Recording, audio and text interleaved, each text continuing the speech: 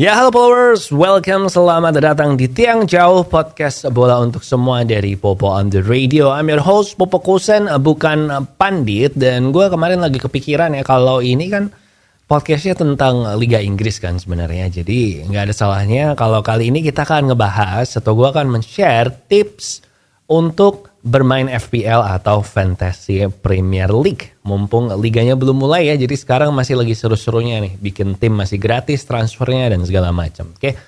Gue udah main FPL mungkin 10 tahun kali ada ya, walau baru serius main. Dalam artian serius main itu gue mainnya gak gue tinggal. Karena biasanya sebelum-sebelumnya gue tinggal tuh di tengah-tengah musim. Nah, gue mulai serius maybe musim 19-20 ya. Pokoknya musim pertama yang terus habis itu pandemi, atau mungkin sebelumnya ya 18-19, mungkin 18-19, I don't know, pokoknya segituan lah gue mulai main serius. Dan sejak main serius itu ya boleh dibilang lumayan lah hasilnya. Jadi gue pernah top 100.000 beberapa kali, top 50.000 beberapa kali juga. Terus musim lalu yang barusan ini gue di 50.000-an, pokoknya hampir top 50k tapi nggak nyampe. Jadi angkanya 50 gitu. 50.100 atau 50.500. Pokoknya angkanya di 50.000-an lah.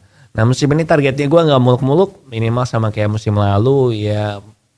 Top 100k lah minimal ya. Sejelek-jeleknya. Nggak gampang sih. Soalnya FPL itu memang makin susah ya, yang main makin banyak, informasi juga makin banyak. Dan musim lalu ada 11 juta pemain, padahal dulu gue ingat di tahun 2010-an, pokoknya waktu awal gue main tuh yang main paling 2,5 juta lah. Nah, jadi udah hari ini kita akan ngebahas FPL. Gue akan kasih tips-tips yang bisa gue share, yang mungkin gak se-expert itu, tapi lumayan lah buat bikin minimal lu bisa bersaing ya di mini league lu. Dan buat yang nggak tahu FPL, jadi pergi aja ke fantasy.premierleague.com, terus bikin tim di sana, dan utak-atik aja dulu. Jadi intinya FPL ini tuh kita mesti bikin tim 15 pemain ya, 2 kiper, 13 bukan kiper, yang 11 jadi starter, dan yang 4 itu cadangan. Budgetnya 100 juta, terus nanti tiap pemain ini dapat poin sesuai dengan performa mereka di pertandingan benerannya. Jadi misal gue punya Haaland nih dan dia ngegolin, nah gue dapat poin di timnya gue kalau Haalandnya gue pasang ya, nggak gue taruh di cadangan. Gitu aja kok, simple. Oke? Nah kalau kamu udah bikin tim, atau kamu mau bikin tim sebelum nontonin, atau kamu mau nonton ini dulu baru bikin tim, ya udah yuk sekarang ya gue share ini tipsnya apa aja, tips FPL menurut Tiang Jauh.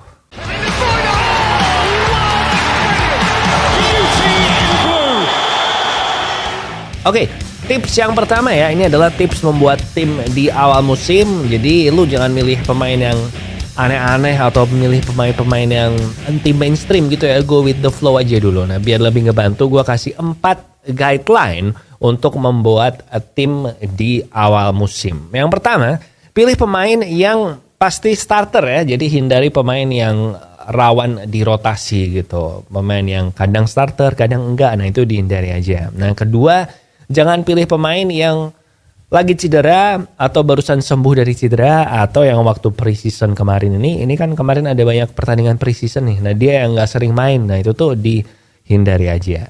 Terus yang ketiga, hindari milih pemain yang bukan first team, atau milih pemain-pemain muda yang walaupun jago tapi kayaknya bakal mainnya tuh sedikit-sedikit. Contohnya misalnya kayak gue kan fans MU ya, jadi contohnya pemain MU aja. Si Garnacho tuh, nah kayaknya bagus kan, harganya murah, penampilannya oke, tapi kan mainnya nggak sering. Nah itu dihindari. Kemudian yang keempat, pemain dari tim promosi, kalau murah boleh buat duduk di cadangan ya, tapi yang pasti dia juga tetap harus yang bermain, yang mesti starting 11. Nah ini buat jaga-jaga aja, kalau ada pemain lo yang nggak main, nah at least cadangan lo bisa ngegantiin dan dia pasti main. Kalau pemainnya pemain kunci dan murah dari tim promosi itu. Oke, kenapa kayak gini? Karena di awal-awal musim tuh kalau ternyata timnya kita nggak perform kan sayang kan, kalau kita mesti pakai wild card buat ngeganti pemainnya gitu. Jadi lagian di awal musim juga naik turun harga itu masih kejam banget. Dalam seminggu kalau ada satu pemain nggak main aja, harganya bisa langsung turun 0,2 atau bahkan sampai 0,3, dan itu bikin kita jadi susah buat ngeganti dia kan kalau ternyata dia nggak main. gitu. Nah ini pemain favorit gue dari tiap posisi ya, gue share buat bisa ngebantu lu.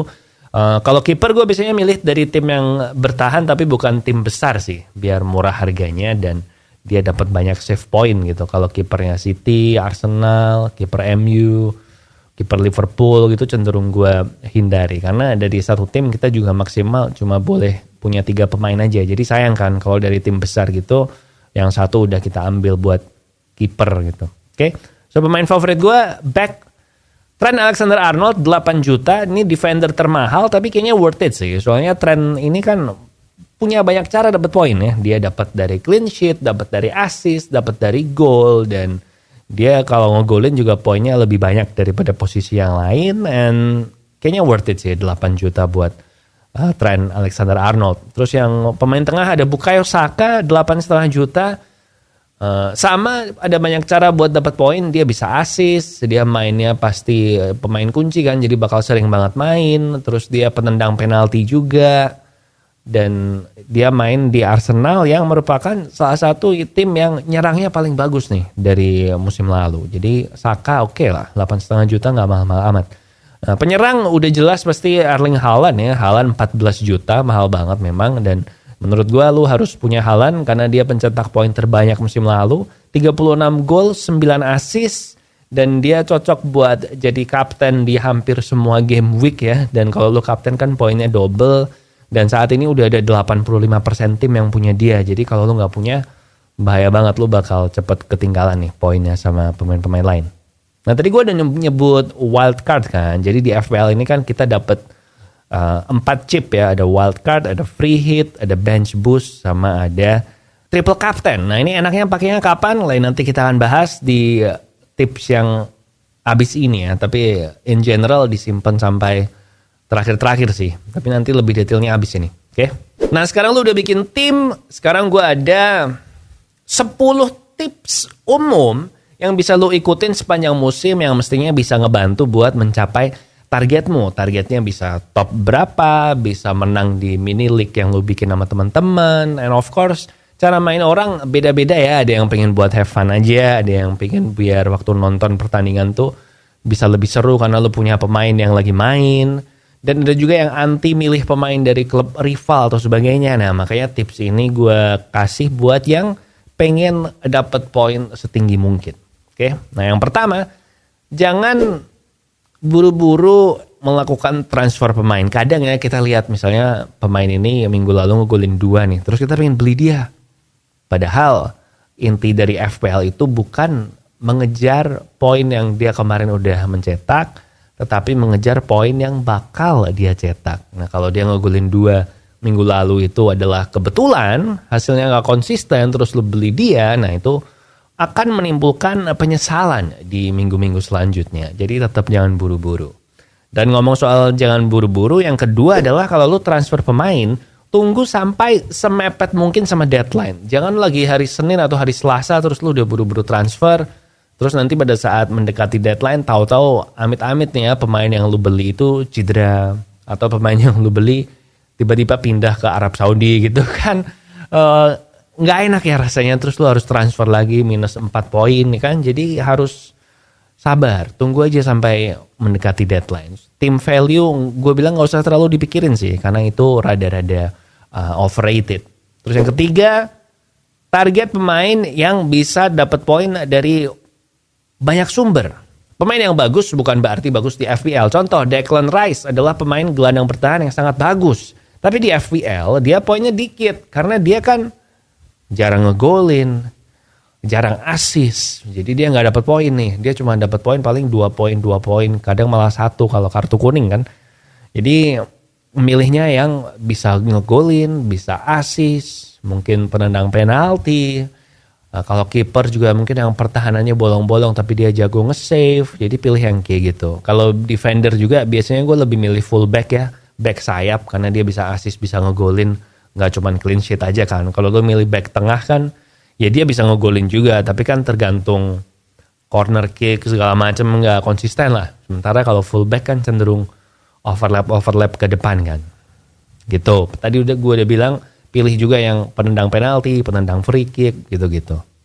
Kemudian yang keempat, hati-hati kalau transfer bayar ya. Tiap minggu lu dapat transfer satu dan lu bisa nyimpan satu transfer. Jadi kalau lu 2 minggu nggak transfer, maka lu bisa transfer 2 pemain gratis. Tapi lebih dari itu, lu mesti bayar 4 poin tiap kali lu transfer lebih dari slot gratisan itu. Jadi hati-hati, karena minus 4 nggak berasa. Tapi kalau lu sampai akhir musim, tiap minggu lu minus 4 terus kan berasa juga, men.